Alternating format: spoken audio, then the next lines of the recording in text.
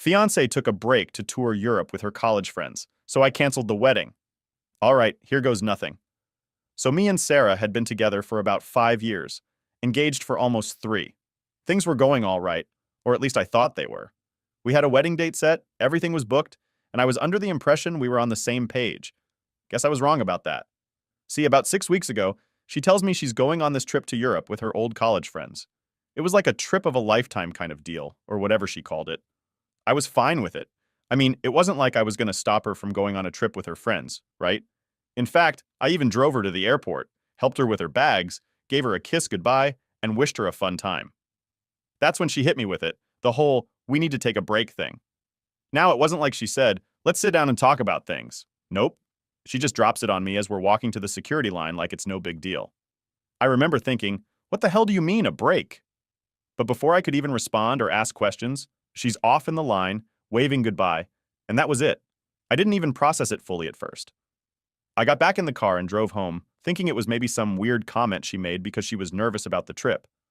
But then I started calling her, just to check in. And guess what? Blocked. Like, straight up blocked on everything. I couldn't call her, text her, nothing. I checked social media to see if maybe she posted something or gave an update on her trip. Blocked there too. That's when it started to sink in that this whole break thing wasn't some casual comment. She meant it. She really just left for Europe and decided to cut me off without even talking about it. I tried to give it a few days. Maybe she'd calm down. Maybe she'd realize she was being ridiculous. But after 5 days of complete silence, I was done. I made up my mind right then and there. The wedding was off. And you know what? I felt good about that decision. Why should I be with someone who thinks they can just walk away whenever they feel like it? I wasn't going to sit around and wait for her to decide when she was ready to be in a relationship again. Hell no. She made her choice, so I made mine. I canceled everything. The venue, the catering, the flowers, whatever we had planned for the wedding, I pulled the plug. And then, I took it one step further and decided she wasn't moving in with me either, which was supposed to happen in March. Nope, she could figure out her living situation when she got back from her little vacation because it wasn't going to be with me. Weeks went by, and I didn't hear a word from her. Not a single message, not a call, nothing. Then, one day out of nowhere, she calls me. I didn't even know it was her at first, because she must have used a different number or something.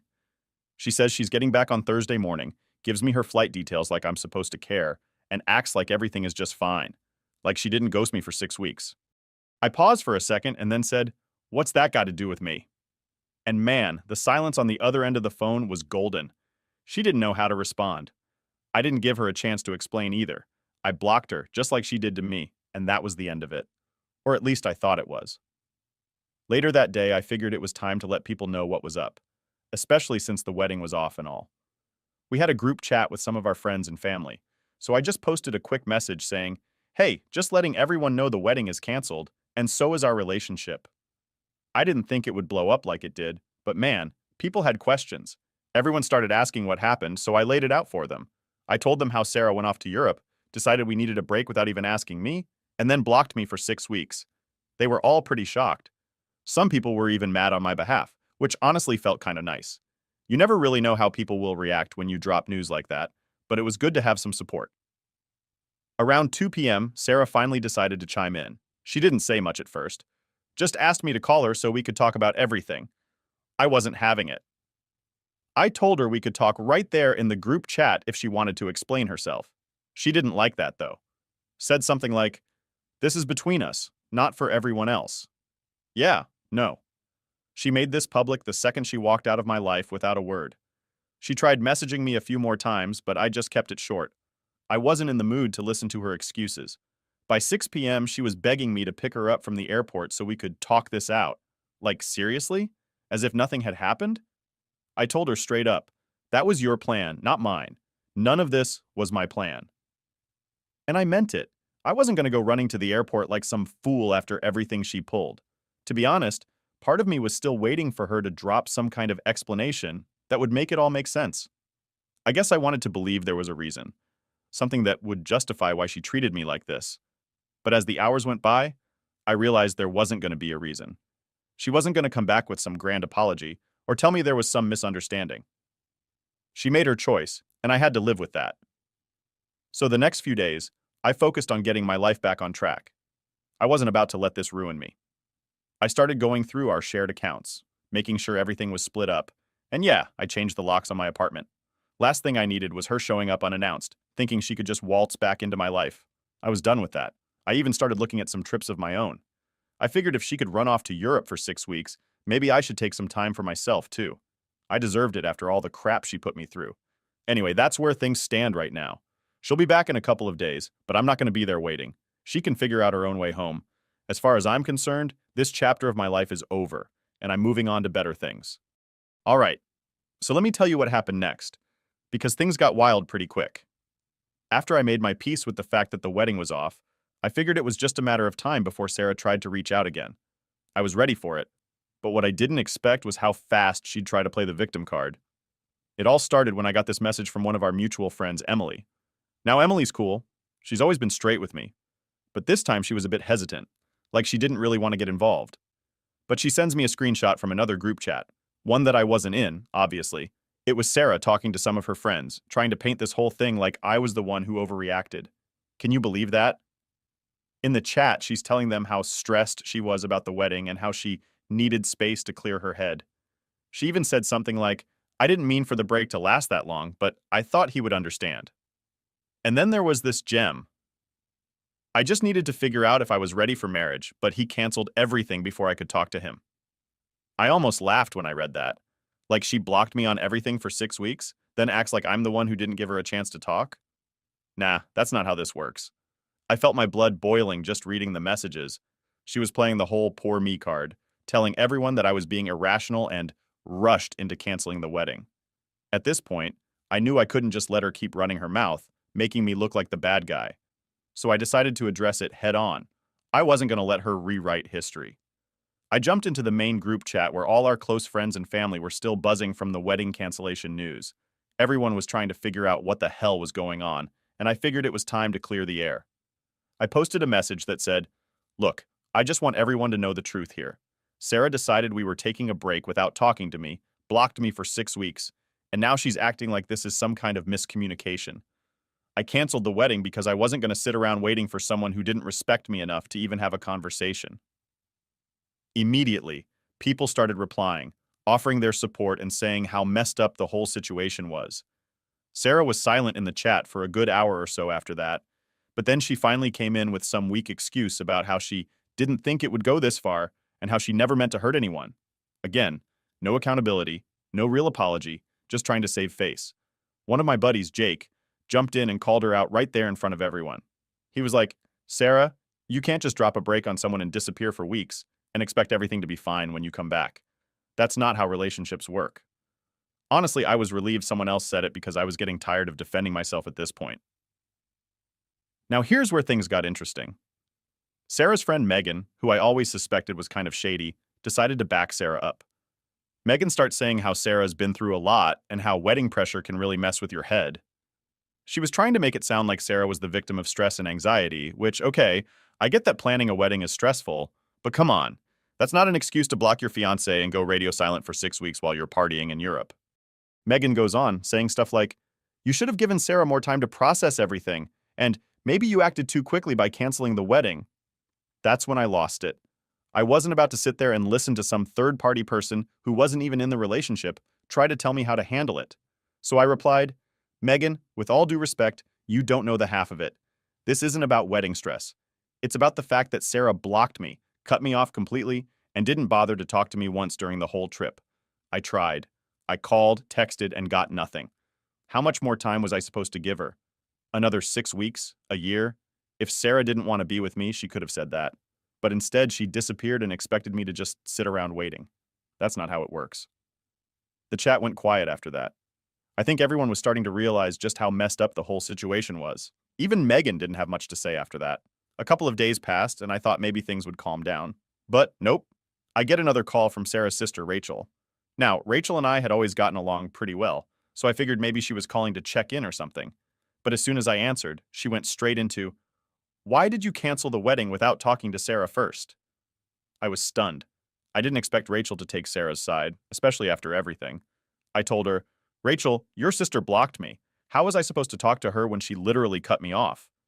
Rachel didn't really have an answer to that, but she kept pushing, saying Sarah was heartbroken and that I should have waited for her to come back and talk things through. At that point, I had enough.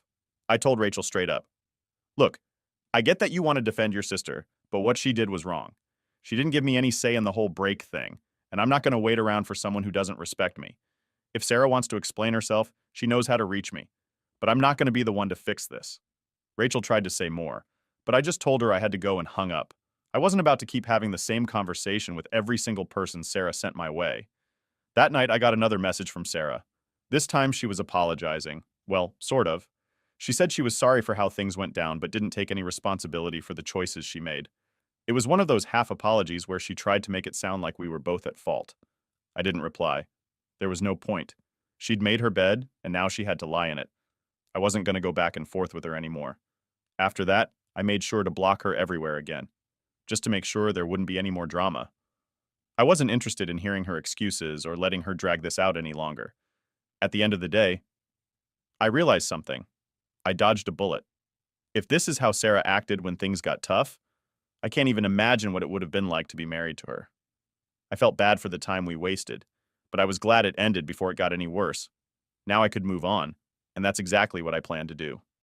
Update 1. All right. So after all the drama with Sarah and her trying to guilt trip me into reconsidering the wedding, which by the way didn't work, I thought things would quiet down for a bit. But nope, not in my life. Turns out, I had way more coming my way than I could have expected.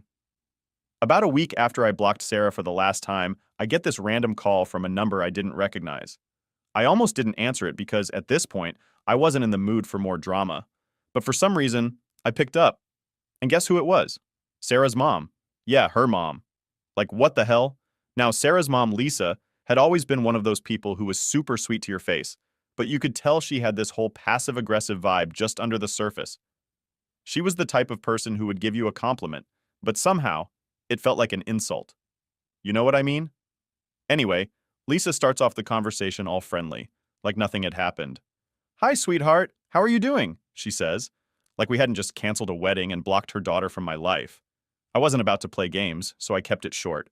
"I'm fine, Lisa. What's going on?" That's when she starts with the whole guilt trip. She says, "Oh, we were so looking forward to the wedding, and this whole thing has really devastated Sarah. You know she's been crying every day since she got back, right? She's just been a mess." Now, I wasn't about to let her make me feel bad for Sarah, not after everything she pulled, so I told her straight up, "Lisa, I'm sorry Sarah's upset, but she made her choices. I didn't call off the wedding for no reason." And then, Lisa hits me with this. "Well, maybe you overreacted a bit. You know, Sarah was just nervous about the whole thing, and sometimes people make mistakes when they're stressed. Don't you think you should give her a second chance?" I couldn't believe what I was hearing. I mean, she was acting like Sarah blocking me for 6 weeks and disappearing was just a minor mistake. I wasn't having it. "Lisa," I said, "this wasn't just nerves. She literally blocked me on everything and went off to Europe without saying a word. That's not something you just brush off. If Sarah was having doubts, she should have talked to me, not shut me out." But Lisa wasn't done yet. Oh no. She kept pushing. "I know it seems bad, but think about all the years you've been together. You've had such a good relationship. Don't you want to try and save it? I'm sure once Sarah explains everything, you'll understand." At this point, I was getting pretty annoyed. It was like Lisa wasn't even listening to what I was saying. She was so focused on getting me to take Sarah back that she wasn't considering how I felt. I took a deep breath, trying to stay calm, and said, "Lisa, with all due respect, Sarah had 6 weeks to reach out to me, and she didn't. I've already made up my mind. The wedding is off, and that's final." I thought that would be the end of it, but Lisa wasn't done yet. She goes, "Well, if you won't talk to Sarah, at least come over for dinner so we can talk as a family. Maybe we can work through this together." I was speechless. She was inviting me to their family dinner, like this was some kind of minor argument that could be solved over a plate of spaghetti. I knew this wasn't going anywhere, so I told her, "Thanks for the offer, but I think it's best if we all just move on." And with that, I hung up. You'd think that would be the end of it, right? Wrong. The next day, I get a message from Sarah's dad. Now let me tell you, her dad, Tom, is one of those old school guys who thinks he's always right. He's never really liked me, but he tolerated me because Sarah and I were together. So when I saw the message from him, I knew it wasn't going to be a friendly chat. He basically laid into me, saying how I was throwing away a good thing, and that I was ruining Sarah's life by not giving her a chance to explain. He even said something like, "Men don't act like this. You should be standing by your fiancée, not running at the first sign of trouble." That really pissed me off. I mean, I was standing by Sarah for years, and this is how I get treated? I didn't reply to Tom's message because I knew it would just turn into a pointless argument, and honestly, I was over it. But that wasn't the worst part. A couple of days later, I get a message from Sarah. She used some other number to reach out, and it was a long message, like multiple paragraphs long. She went on about how she was sorry for everything, how she didn't mean to hurt me, and how she realized she made a mistake. She said she was confused about the wedding and needed time to think but didn't know how to tell me, so she panicked and blocked me. Then she dropped the big one. She said she still wanted to get married. Yeah, you read that right. After all of this, after blocking me, ghosting me for 6 weeks, and trying to blame it all on wedding nerves, she still wanted to marry me. It was like she was living in some fantasy where everything could just go back to normal with a simple apology. I sat there staring at the message for a while, not really knowing what to say. Part of me was still angry.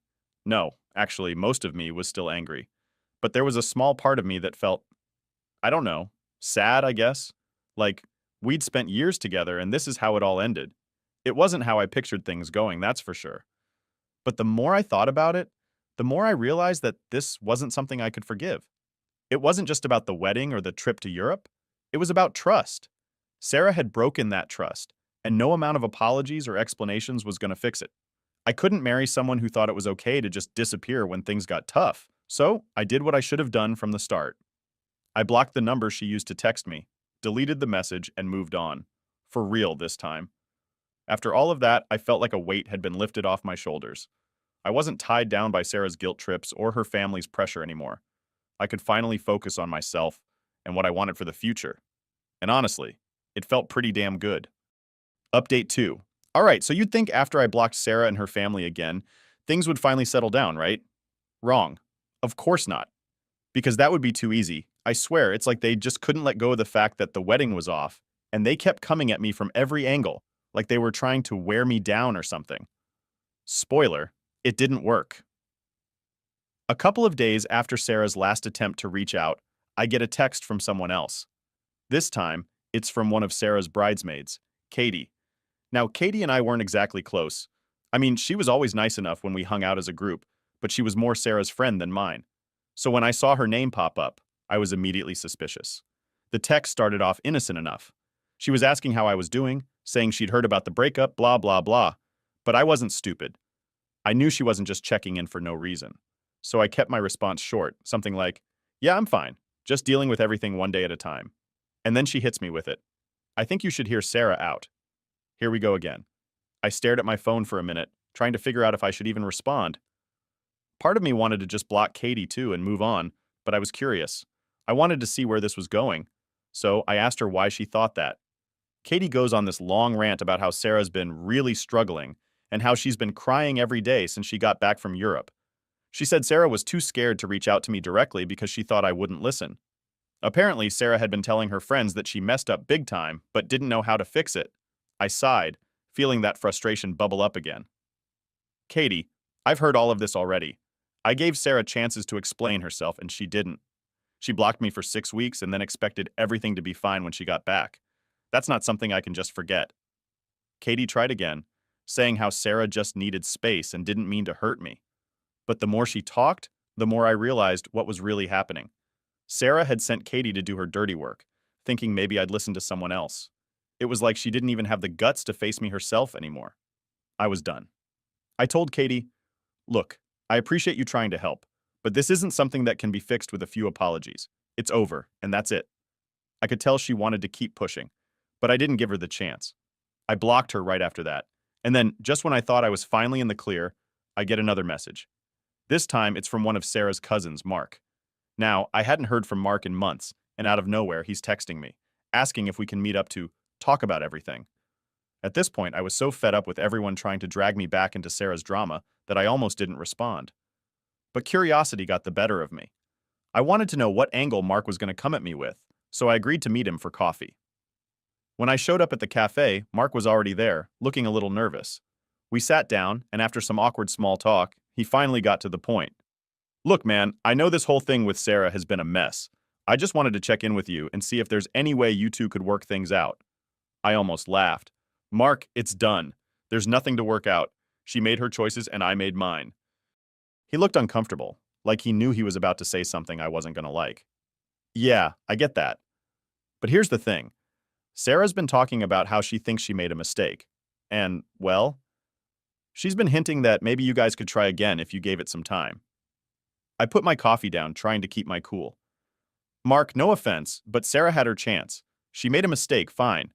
But she didn't just make a mistake. She ghosted me for weeks. She cut me off like I didn't even exist.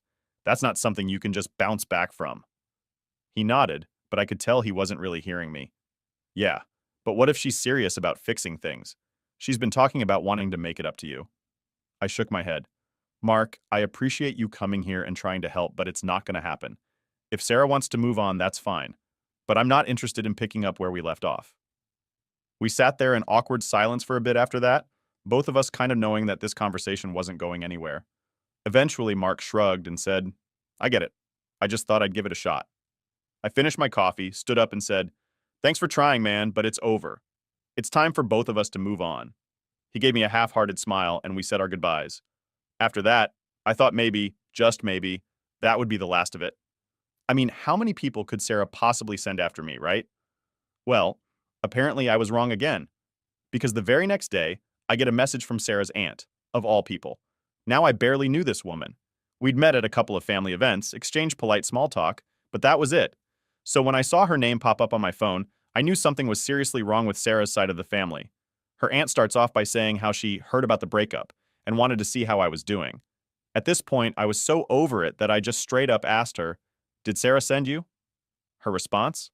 Well, not exactly, but she's really been struggling and I thought I could help mediate things between you two. I almost threw my phone across the room. Mediation? I texted back. There's nothing to mediate, we're done. I don't know how much clearer I can make it. She didn't give up, though. She said something about how love is worth fighting for and how I shouldn't throw away years of a good relationship over a misunderstanding. That's when I realized that Sarah had probably been feeding her family this whole sob story, making it seem like I was the one who overreacted. I didn't even bother replying this time. I blocked her and decided that was it. No more conversations, no more explanations, no more giving people the chance to drag me back into that toxic mess. I was done. For real this time. After that, things finally quieted down. No more texts, no more calls, no more random family members showing up in my inbox trying to guilt me into taking Sarah back. It felt good, like I could finally breathe again without the weight of her drama hanging over me. And honestly, for the first time in a long time, I felt like I was actually moving forward. No more waiting for apologies that didn't mean anything, no more wondering what could have been, just me, focusing on what's next. And that's exactly what I needed. Update 3. Alright, so here's how everything finally wrapped up. And yeah, things didn't end quietly, of course. You'd think after blocking Sarah, her mom, her bridesmaids, and pretty much her entire family, things would just die down. Well, that's not what happened. Because Sarah, she decided to make one last move. And it was the one that made me realize just how far she'd go to try and win me back. Or at least get her way. So about a month after everything went down, I get this letter in the mail.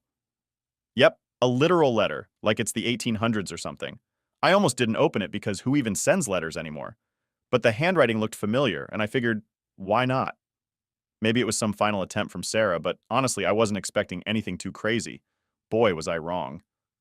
I opened the letter, and it was this long, handwritten message from Sarah, like pages long. She poured her heart out, saying she missed me, she regretted everything, blah, blah, blah. But here's the kicker. Wait, I can't say that. Here's the wild part. She didn't just say she was sorry. She started talking about how she wanted to meet up again and how she still had the key to my apartment. Let me repeat that.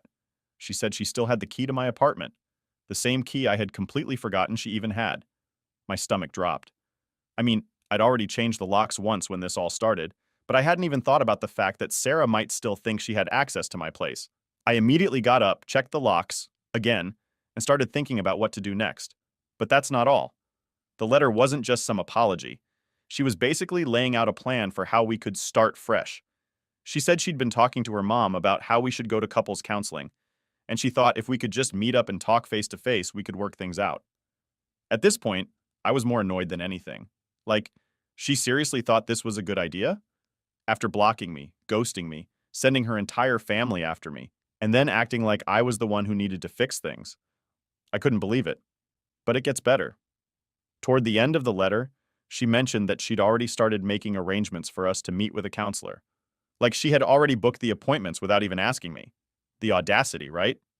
She didn't ask if I was interested, didn't check in with me at all. Just assumed I'd go along with it. I was fuming. I couldn't believe she still didn't get it. After everything, she was still trying to control the situation, still trying to get me to bend to her will. It was like she thought if she just planned everything out, I'd eventually give in. So I sat down and wrote her a letter back. I figured if she wanted to play the old-fashioned game of sending letters, I'd go along with it one last time. But this time, I made things clear. I told her in no uncertain terms that we were done. There was no counseling, no second chances, no meeting up to talk. I told her to return the key, even though I'd already changed the locks again, and that she needed to move on because I sure as hell was. I sent the letter back and felt pretty good about finally shutting that door for good. I thought that was going to be the end of it. But nope. A week later, I get another letter from her. This time it was much shorter. She didn't argue or try to convince me to go to counseling. She just said she understood where I was coming from, but she still thought we should talk. And then she said something that really freaked me out. She mentioned that she'd driven by my apartment a couple of times and saw that I wasn't home. She didn't say why she was driving by or what she was doing, but the fact that she was checking up on me like that sent chills down my spine. At that point, I knew I had to do something more drastic.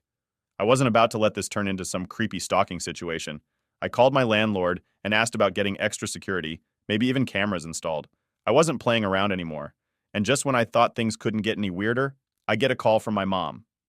Now my mom knew about everything that had happened, and she'd been super supportive throughout all this. But she called me to say that Sarah had visited her, like, showed up at her house unannounced, asking to talk about us. I almost dropped my phone when she told me that.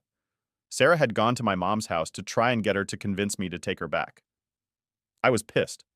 Not only was Sarah crossing boundaries with me, but now she was dragging my family into it, trying to manipulate the situation through them.